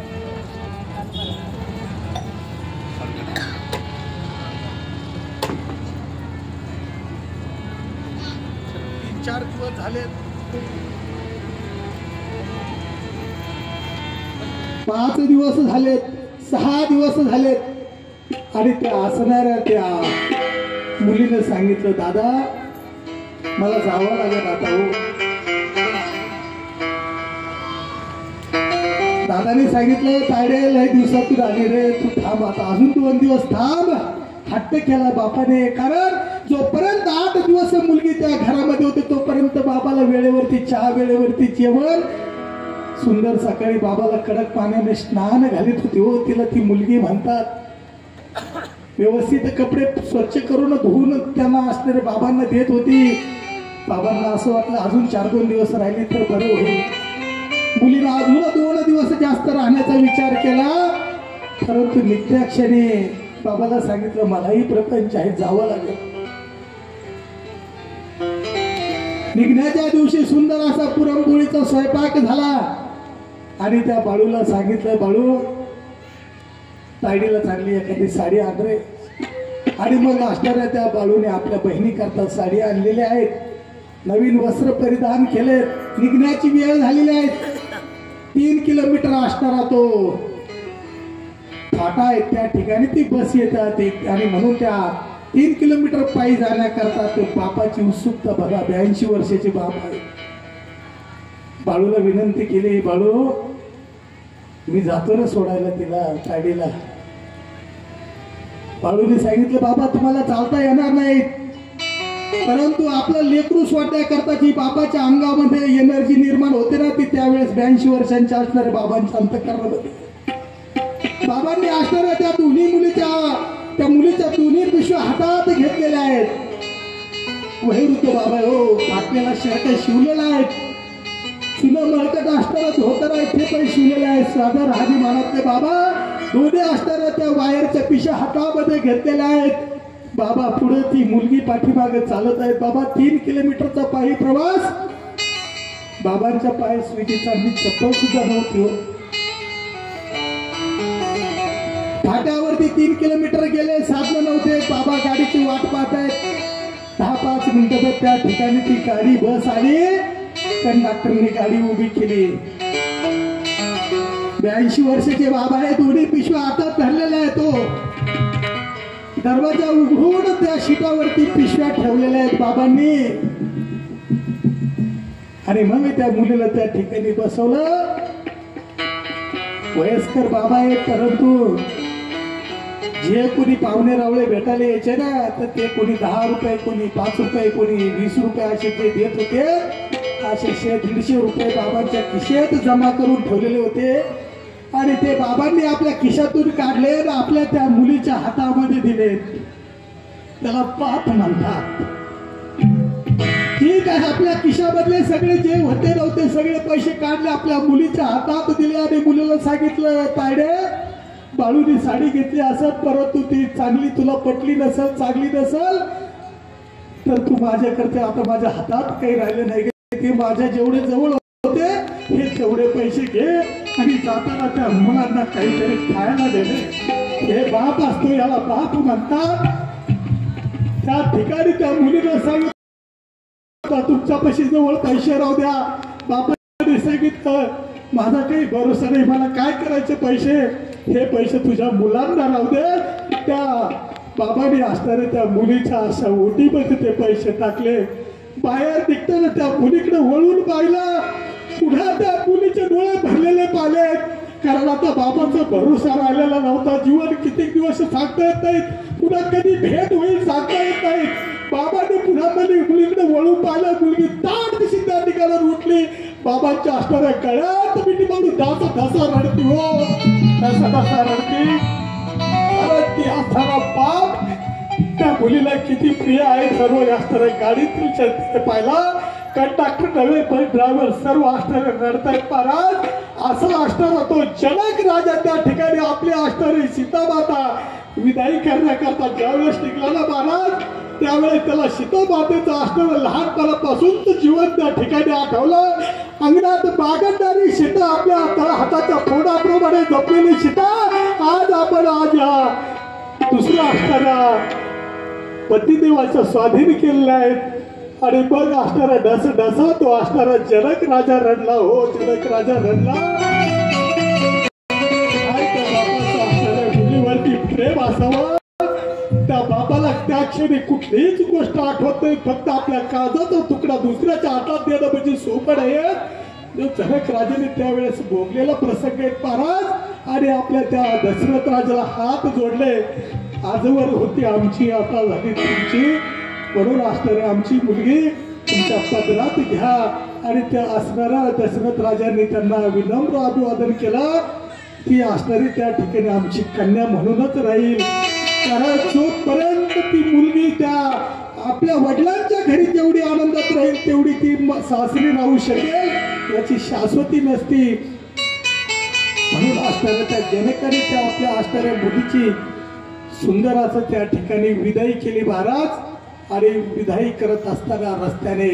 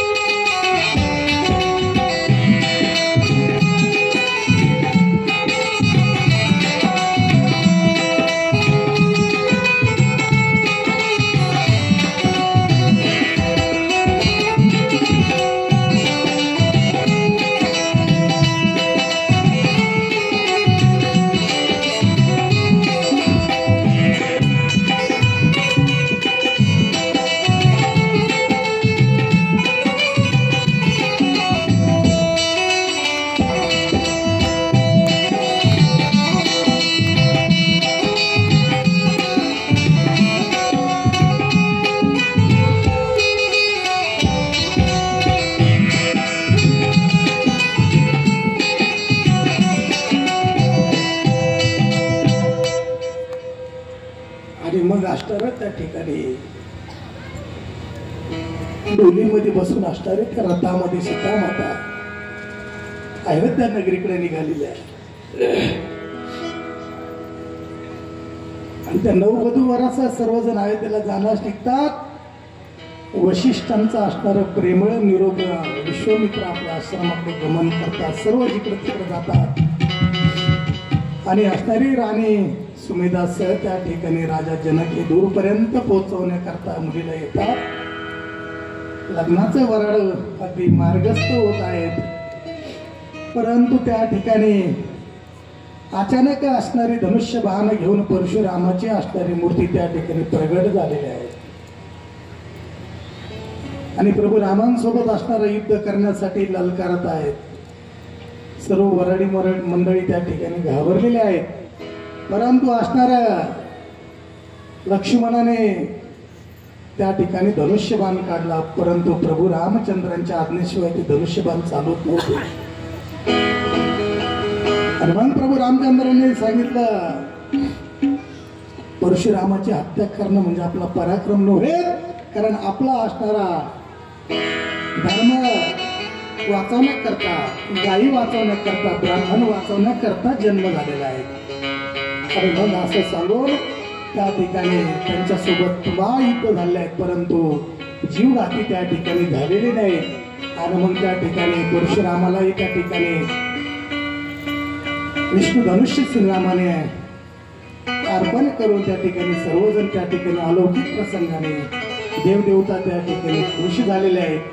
आणि मग सर्वजण त्या ठिकाणी अयोध्या नगरी जवळ येतात आणि अयोध्या नगरीमध्ये त्यांचं आगमन सुरू झाले आहे. सगळीकडे असणाऱ्या गुढ्या उभारलेल्या आहेत, रांगोळ्या काढलेल्या आहेत, कारण त्या ठिकाणी त्या वराडी मंडळींचं आगमन अयोध्यामध्ये आनंदात झालेलं आहे. आणि मग असा असणारा प्रसंग त्या ठिकाणी सर्व असणारे राज्यातील प्रजेने घेतलेला आहे. ढोल ताशाच्या गजरामध्ये सुंदर अशी पहिले मिरवणूक काढण्यात आली. सर्वजण गाव आनंदात झालेला आहे. तिकडे तिकडे नुसता रामाचाच जय जय घोष होता.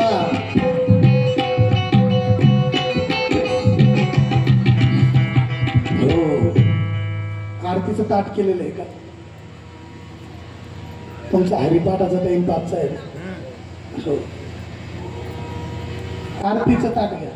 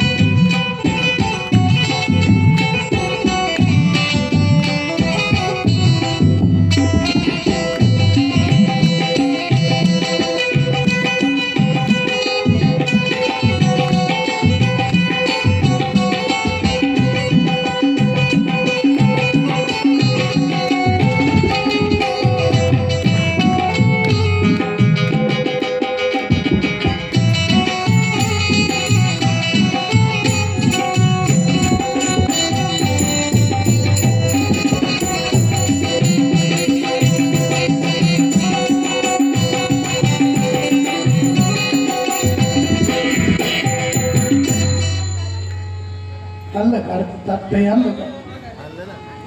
तेवढं चालतं काही.